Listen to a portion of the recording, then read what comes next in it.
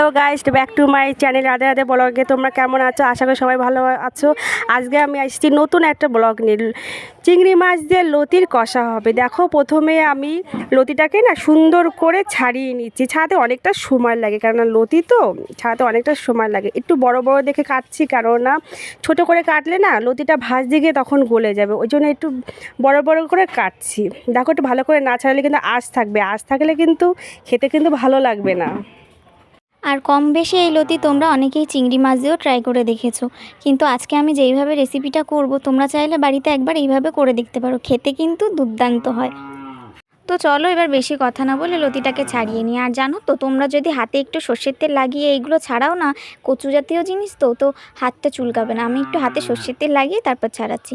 তো এই দেখো, লতি কিন্তু আমার সুন্দর করে ছাড়িয়ে ধোয়া হয়ে গেছে। এবার চিংড়ি মাছগুলোকে আমি নুন হলুদ মাখিয়ে রেখেছি।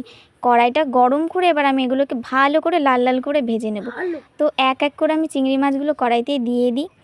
আর চিংড়ি মাছ খেতে কিন্তু আমার সব থেকে বেশি ভালো লাগে মাছের মধ্যে। তোমাদের কার কার ভালো লাগে তোমরা কিন্তু অবশ্যই কমেন্ট করে জানিও।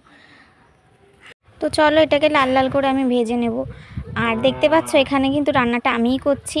আর আমি রান্নাটা উনুনেই করছি, কারণ কি আমি মনে করি যে উনুনের রান্না কিন্তু খেতে একটু বেশি টেস্ট হয়। তোমাদের যাদের যাদের বাড়িতে উনুন আছে তারা হয়তো নিশ্চয়ই জানো।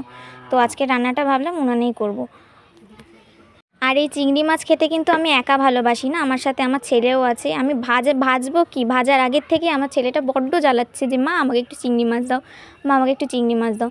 তো ভেজে আগে আমি ওকে দুটো দেবো, তারপরে আরও কটা রয়েছে আমি অল্প অল্প করেই ভাজলাম যাতে মাছগুলো ভেঙে না যায়।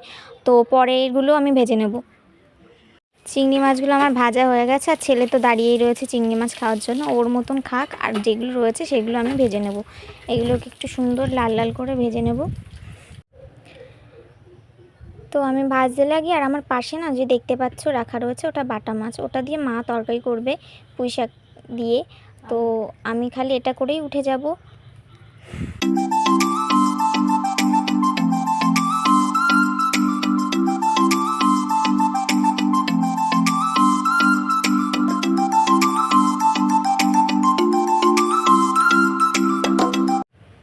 আর এবার চিংড়ি মাছটা আমি তুলে নেব। এখানে না আমি ভাগ করে রাখছি, কারণ কি একটা চিংড়ি মাছ দিয়ে কী হবে, কালিয়া হবে, আর একটা চিংড়ি মাছ দিয়ে আমি লতি করব। তো আলাদা আলাদা করে তুলে নিচ্ছি সব।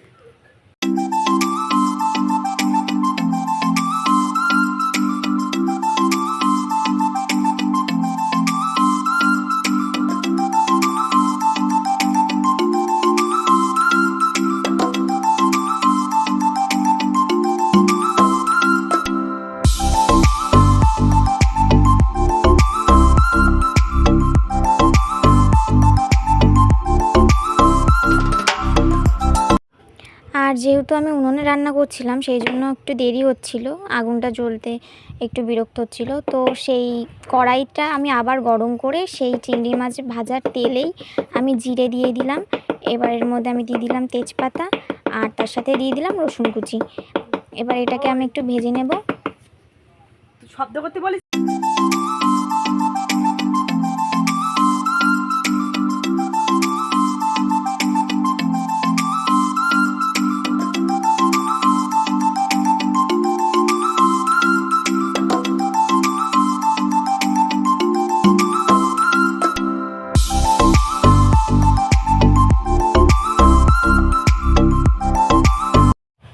এবার এটাকে লাল লাল করে ভেজে এর মধ্যে আমি দিয়ে দেব পেঁয়াজ কুচি। পেঁয়াজটাকেও আমি লাল লাল করে ভেজে নেব।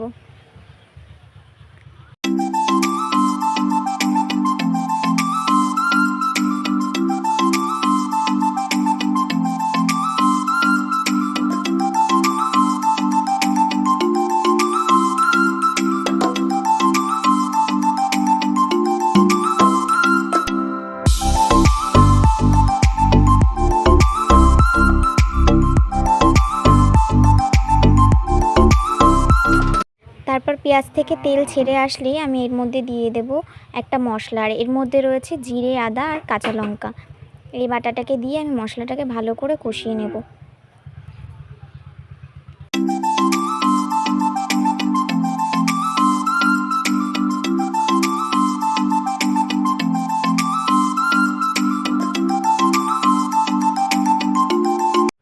তোমরা তোমরা দেখতে পাচ্ছ মশলাটা আমার কষানো হয়ে গেছে। এরপর আমি এর মধ্যে কেটে রাখা আলুগুলোকে দিয়ে দেবো। আলুগুলোকেও আমি ভালো করে মশলার সাথে কষিয়ে নেব।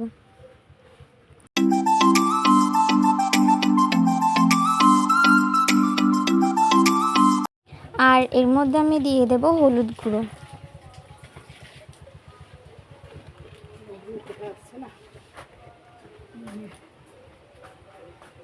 এবার মশলার সাথে আমি আলুটাকে ভালো করে কষিয়ে নেব।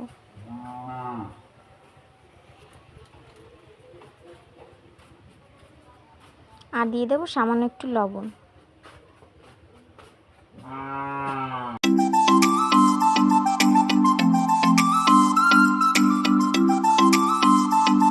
আলুটা কষানো আমার হয়ে গেছে। এবার কেটে রাখা লতিগুলো আমি দিয়ে দেব। লতিটাও দিয়ে আমি ভালো করে একটু নেড়ে চেড়ে দেবো। আর নেড়ে চেড়ে দেওয়ার পরে আমি এটাকে ঢেকে ভালো করে একটু কষিয়ে নেব। ব্যাস কষিয়ে নিলেই আমাদের লতি দিয়ে চিংড়ি মাছ রেডি হয়ে যাবে। খেতে কিন্তু এটা সত্যিই খুব ভালো হয়, তোমরা ট্রাই করে দেখতে পারো বাড়িতে। তো আরেকটা লতিটাকে আলুর সাথে একটু ভাজা ভাজা করে এরপরে আমি দিয়ে দেবো এর মধ্যে চিংড়ি মাছগুলো। আর চিংড়ি মাছটা দিয়ে আমি একটু কষিয়ে নেব। আর এখানে কিন্তু আমি কোনো রকম জল ব্যবহার করব না রান্নাটায়, এটা পুরোটাই ঢাকা দিয়েই হবে। আর লতি তো এমনিই গলে যায়, তো সেই জন্য ঢাকনা দিয়েই আমি এটাকে কষিয়ে নিলেই রেডি হয়ে যাবে।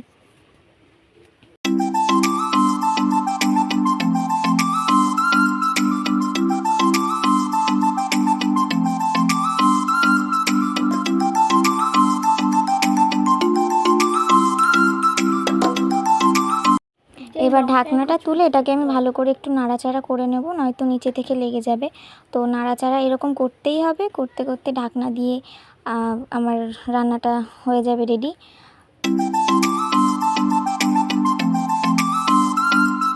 আর নাড়াচাড়া দিয়ে আমি পাশ থেকে একটু সরিয়ে সরিয়ে দিচ্ছি, কারণ কি বেশি গলে গেলেও খেতে কিন্তু এটা ভালো লাগবে না।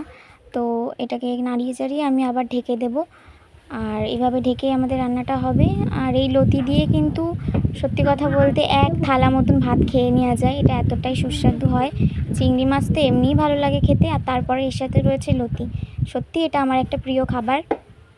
তো চলো, দেখতেই পাচ্ছ প্রায় হয়েই গেছে আমাদের লতি। এটাকে কষিয়ে নিয়েছি। আর এটা দেখতেই পাচ্ছ বেশি কিন্তু গলে যায়নি, বেশি গলে গেলে এটা খেতে ভালো লাগবে না। তো যাই হোক, এবার এটাকে আমি নামিয়ে নিই। চলো নামিয়ে তোমাদের দেখাচ্ছি। দেখতে পাচ্ছ কত সুন্দর তেল ছেড়ে গেছে। রান্নায় কোনো রকমই জল ব্যবহার আমি করিনি। তো এটাকে এবার আমি নামিয়ে নেব।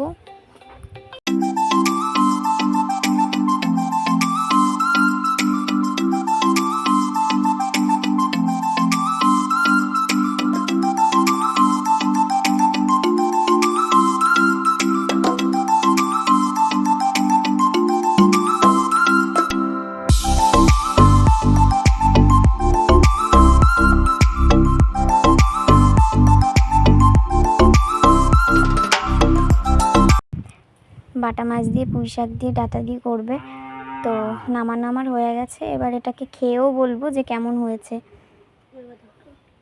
তো চলো টেস্ট করেও দেখা যাক। আমি তো আর লোভই সামলাতে পারছি না, দেখতে পাচ্ছ গরম, তাও আমি ছাড়বো না, আমি আগে খেয়ে দেখবো কেমন হয়েছে। তো এটা আমি গরম ফু দিয়ে নিচ্ছি, গরম তো সেই জন্য। এবার টেস্ট করে দেখলাম, সত্যিই এটা খেতে ভালো হয়েছিল, আর ভালো হবেই। চিংড়ি মাছ লতি দিয়ে এটা একটা দারুণ কম্বিনেশন, বাঙালির একটা রেসিপি। তো তোমরা অবশ্যই ট্রাই করো।